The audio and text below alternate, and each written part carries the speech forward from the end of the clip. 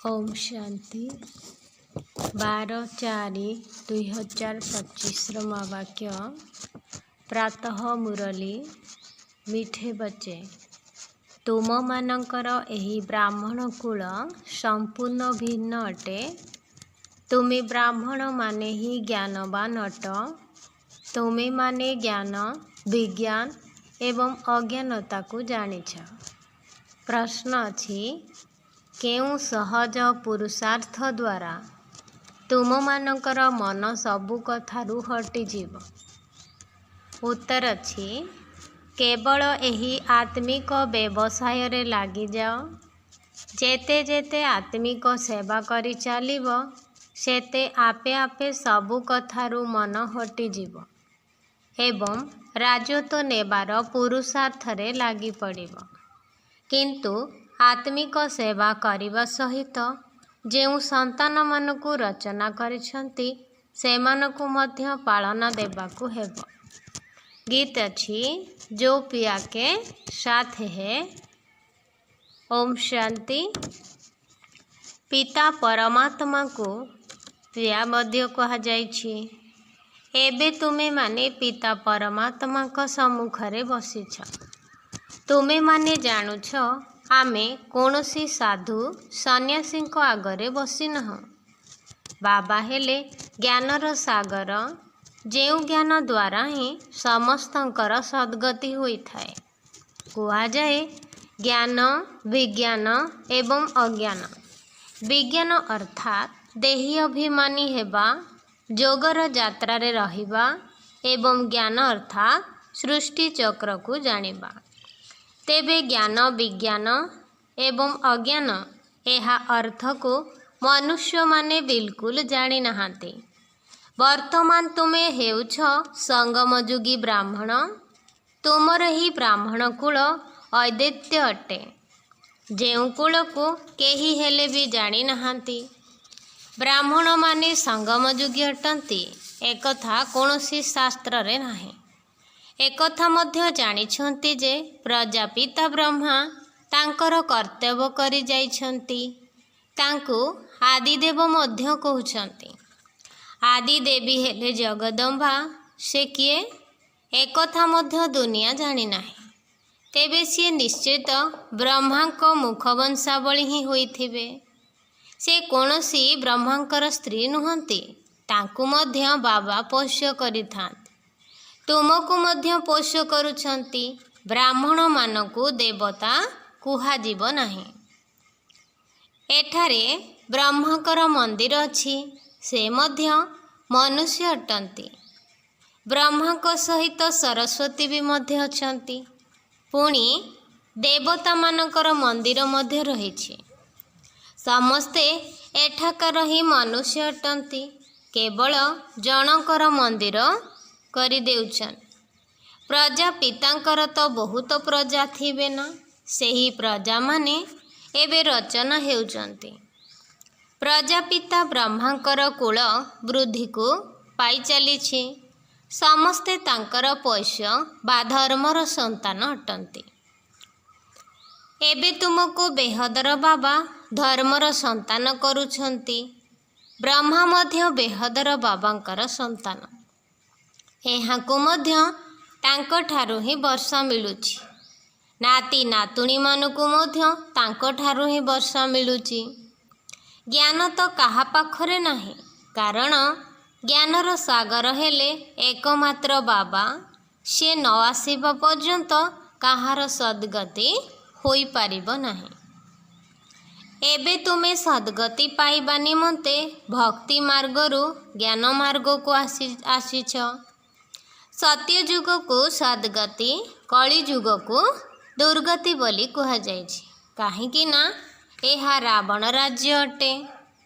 सद्गति को राम राज्य मध्य कहि थांती तो सूर्यवंशी मध्य कहा जाई थाए। यथार्थ नाम सूर्यवंशी चंद्रवंशी अटे। पिला माने जानिछंती आमे ही सूर्यवंशी कुलर थिलु। पुणी 84 जन्म नेलु।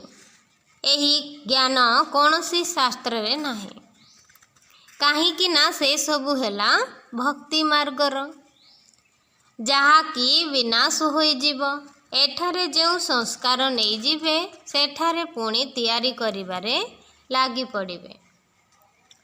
तुम भितरे मध्य राजत्वर संस्कार भर्ती करा जाइछि। तुमे राजत्व करिब एवं सेही वैज्ञानिक माने जे कला शिखिछंती सेमाने सेठारे से सबु तैयारी करिवे। तेणु सेमाने मध्य निश्चय सूर्यवंशी चंद्रवंशी राजत्व को जीवे। तांको पाखरे केवल विज्ञानर ज्ञान रहिछि, सेमाने सेही संस्कार को नहीं जीवे। ताहा मध्य संस्कार अटे। सेमाने मध्य पुरुषार्थ करुछंती। तांको पाखरे सेही विद्या रहिछि, तुम पाखरे अन्य कोनोसी विद्या नाही। तुमे माने बाबांक ठारू राजत्व नेउछ, व्यवसायी आदि तो एही संस्कार करुछि ना। केते खिटपिट हेउछि, किंतु जे पर्यंत बानप्रस्था न होइछि से पर्यंत घर द्वार संभाळिबाकू पड़िबो। नचेत पिलामानकर दायित्व किए नेबा? एठारे तो आसी बसीजीव नाही। हाँ, एपरी कुहा जाई पारे जेतेबेले एही धंदारे आसी संपूर्ण रूपे लागिजीव पुणी सेही दायित्व तुटी जाई पारे। ता सहित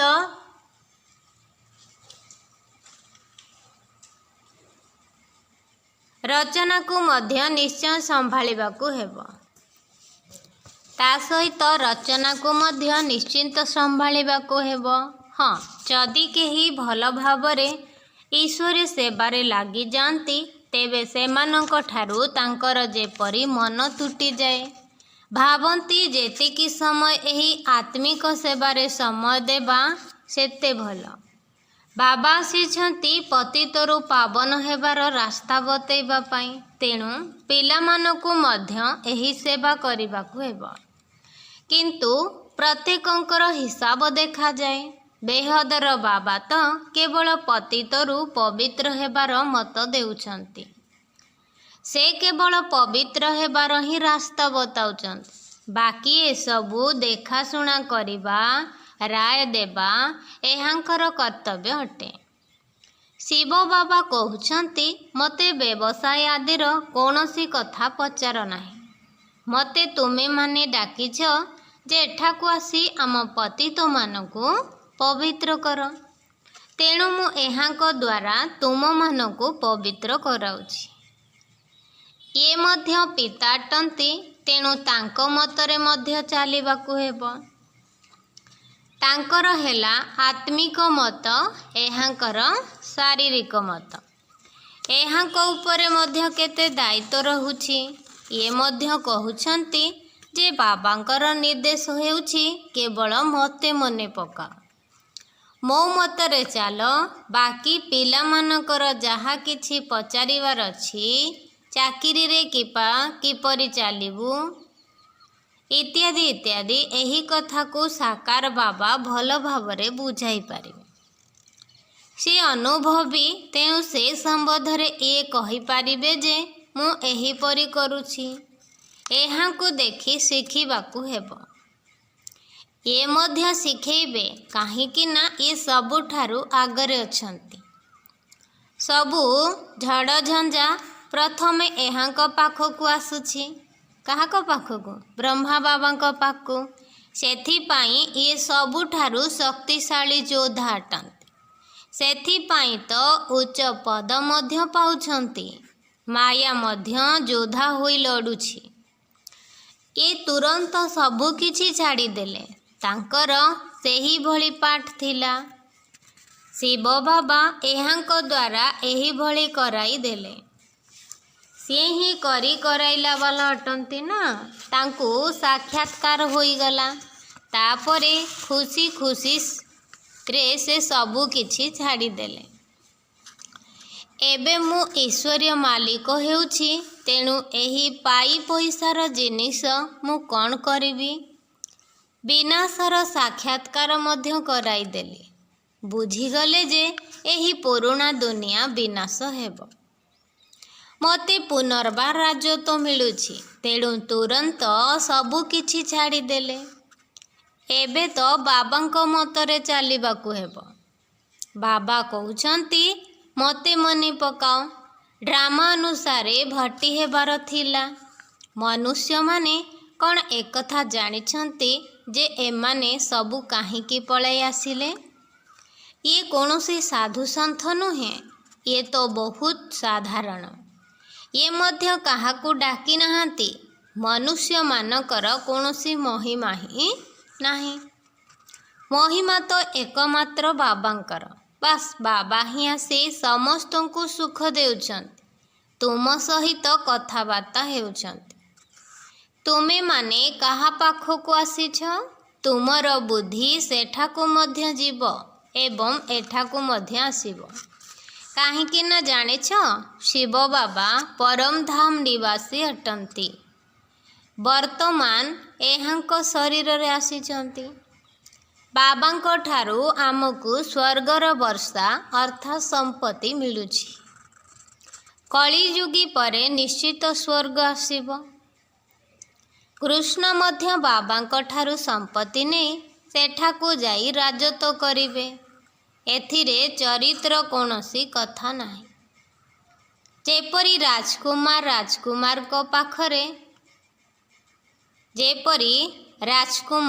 ରାଜାଙ୍କ ପାଖରେ ଜନ୍ମ ନେଇ ପୁଣି ସ୍କୁଲରେ ପାଠ ପଢ଼ି ବଡ଼ ହୋଇ ପୁଣି ଗଦି ଅର୍ଥାତ୍ ସିଂହାସନ ନେଇଥାଏ।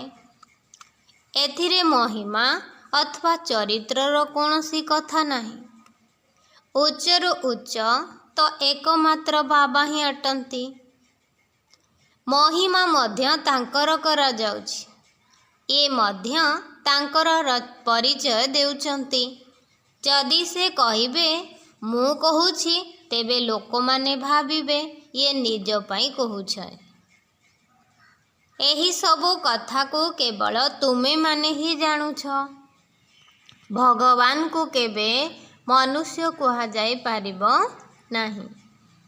ଇଏ ତ ଏକମାତ୍ର ନିରାକାର, ଯିଏ କି ପରମଧାମରେ ରହିଥାନ୍ତି।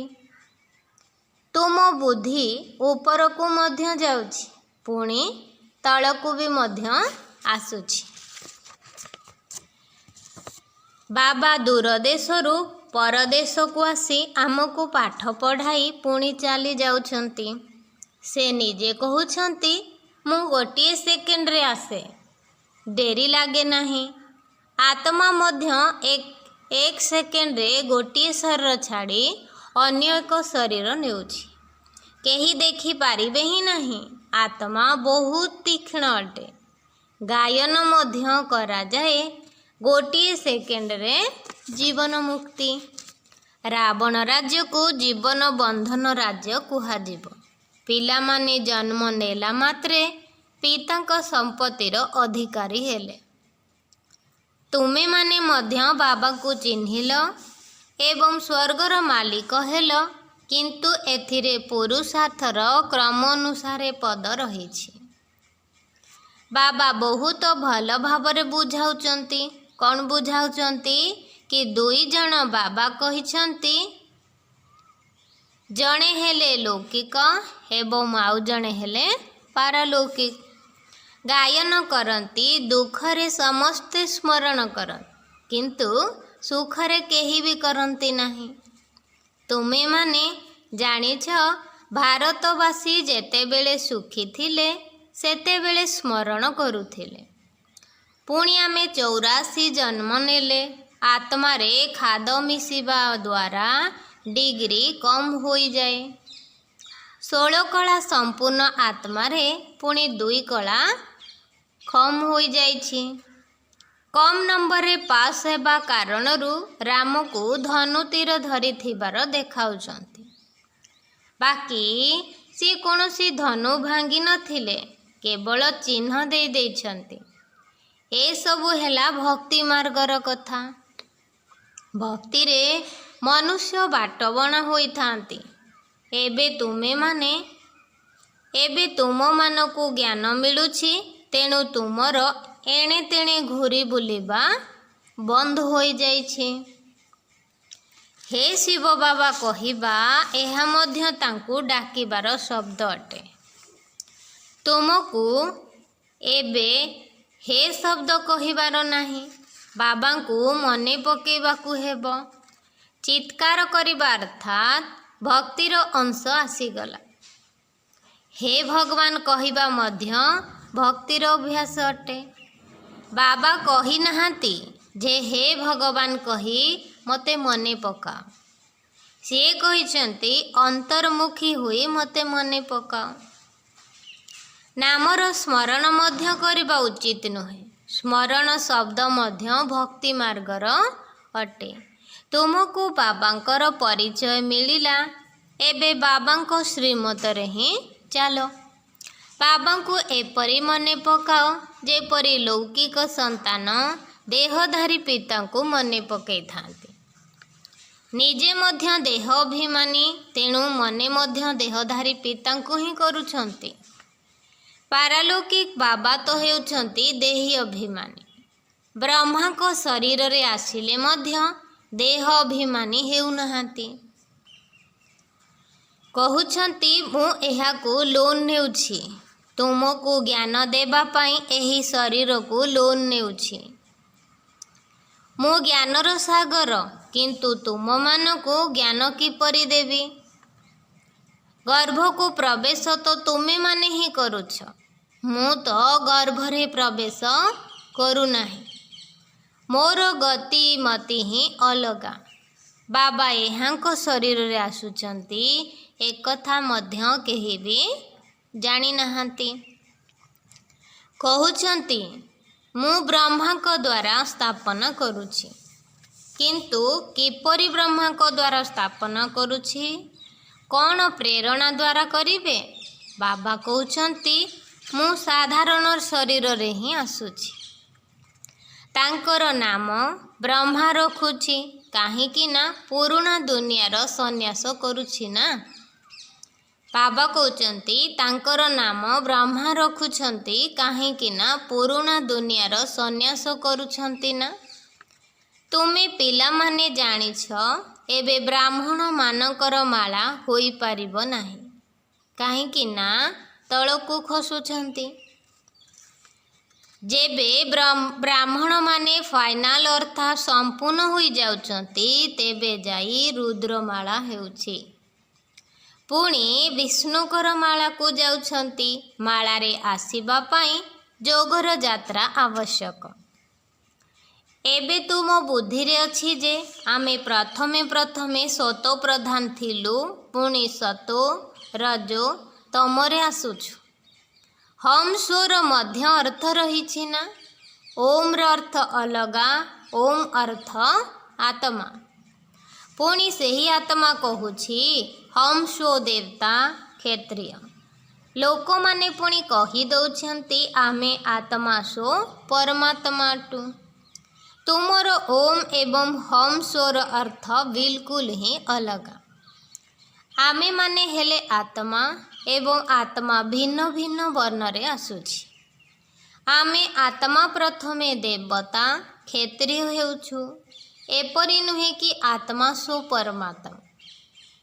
ସମ୍ପୂର୍ଣ୍ଣ ଜ୍ଞାନ ନଥିବା କାରଣରୁ ଅର୍ଥକୁ ମଧ୍ୟ ଭୁଲ କରିଦେଉଛନ୍ତି। ଓହମ୍ ବ୍ରହ୍ମସ୍ମି କହୁଛନ୍ତି, ଏହା ମଧ୍ୟ ଭୁଲ। ବାବା କହୁଛନ୍ତି ମୁଁ ରଚନାର ଅର୍ଥାତ୍ ସୃଷ୍ଟିର ମାଲିକ ତ ହେଉନାହିଁ। ଏହି ରଚନାର ମାଲିକ ତୁମେ ହିଁ ଅଟ। ବିଶ୍ୱର ମାଲିକ ମଧ୍ୟ ତୁମେ ହିଁ ହେଉଛ। ବ୍ରହ୍ମ ତ ତତ୍ତ୍ୱ ଅଟେ। ତୁମେ ଆତ୍ମା ଏହି ରଚନାର ମାଲିକ ହେଉଛ। ଏବେ ବାବା ସବୁ ବେଦ ଶାସ୍ତ୍ରର ଯଥାର୍ଥ ଅର୍ଥ ବସି ଶୁଣାଉଛନ୍ତି। ଏବେ ତ ପାଠ ପଢ଼ିବାକୁ ହେବ। ବାବା ତୁମକୁ ନୂଆ ନୂଆ କଥା ବୁଝାଇ ଚାଲିଛନ୍ତି। ଭକ୍ତି କ'ଣ କହୁଛି, ଜ୍ଞାନ କ'ଣ କହୁଛି। ଭକ୍ତି ମାର୍ଗରେ ମନ୍ଦିର ତିଆରି କଲେ, ଜପ ତପ କରି ପଇସା वरदान बाबा कोती भक्ति मार्ग रे मंदिर तैयारी कले, जप तप करी पैसा वरदान कले, बर्बाद कले, तुमर मंदिर को अनेक लुटी नेउछ। बाबा कोती भक्ति मार्ग रे मंदिर तैयारी कले, जप तप करी पैसा सबू बर्बाद कले, तुमर मंदिर को अनेक लुटी नेउछंती। एहा मध्य ड्रामा रे पार्ट रहिछि, पुणी निश्चित भावरे तांको ठारू ही फेरस्त मिलिबो। एबे देख केते देउछंती, दिन को दिन बढ़ाई चलीछंती। एमाने मध्य नेउछंती, सेमाने जेतिकी नेउछंती पूरा सेतिकी हिसाब रे ही देबे। तुमर धन जे कि बाबा कोती तुमर धन जे भी खाउछंती केही भी ताकू हजम करि पारिबे नाही। भारत तो अविनाशी राष्ट्र अटे ना। बाबांकर जन्मस्थान एठाकू ही बाबा आसुचंती। बाबांकर जन्मस्थान रु ही नहीं जाउछंती, तेणु फेरेइबाकू तो पड़िबो। उचित समय देख किपरि मिलुछि। तुमे सबु कथा जानिछ, सेमाने कौन जानिछंती कि विनाश केउ समय हेबो। गवर्नमेंट मध्य ए सबु कथा मानिब नाही। ड्रामा रे निर्धार्य रहिछि, करज उठाउछंती, फेरस्त भी हेउछि। तुमे जानिछ आम राजधानी रो बहुत पैसा नहीं जाइछंती, तांको पुणी देउछंती। तुमर कौनसी कथा प्रति चिंता नाही, चिंता केवल बाबांकु मने पकेइबारे। कारण जोग द्वारा ही पाप भस्म हेब। ज्ञान तो बहुत सहज, एबे जे जेते पुरुषार्थ करि पारिबो। श्रीमत तो मिली चलीछि, अविनाशी सर्जन ठारू प्रत्येक कथारे मत नेबाकू पड़िबो। अच्छा मीठा मीठा शिकिल दे संतान मानक प्रति मात पिता बाप दादांकर मधुर स्नेह संपन्न शुभेच्छा एवं सुप्रभात। आत्मिक पितांकर आत्मिक संतान मानकू नमस्ते। आत्मिक संतान मानक तरफरु आत्मिक पितांकू गुड मॉर्निंग, नमस्ते नमस्ते नमस्ते। शुक्रिया बाबा, शुक्रिया। धारणा पाई मुख्य सारांश नंबर 1, जेतिकी समय मिलुछि सेतिकी समय एही आत्मिक व्यवसाय रे लागिबाकू हेबो एवं एही आत्मिक व्यवसाय रो संस्कार निज भितरे भरिबाकू पड़िबो। जेतिकी समय मिलुछि सेतिकी समय एही आत्मिक व्यवसाय रे लागिबाकू हेबो एवं एही आत्मिक व्यवसाय रो संस्कार निज भितरे भरिबाकू पड़िबो। पतित मानकू पवित्र करिवार सेवा करिबाकू हेबो। नंबर 2, अंतर्मुखी होई बाबांकू मने पकेबाकू हेबो। मुखरु हे शब्द मध्य बाहरिबा उचित नुह। जेपरी बाबांकर टिकिए भी अहंकार नाही, सेही परी निरहंकारी हेबाकू पड़िबो।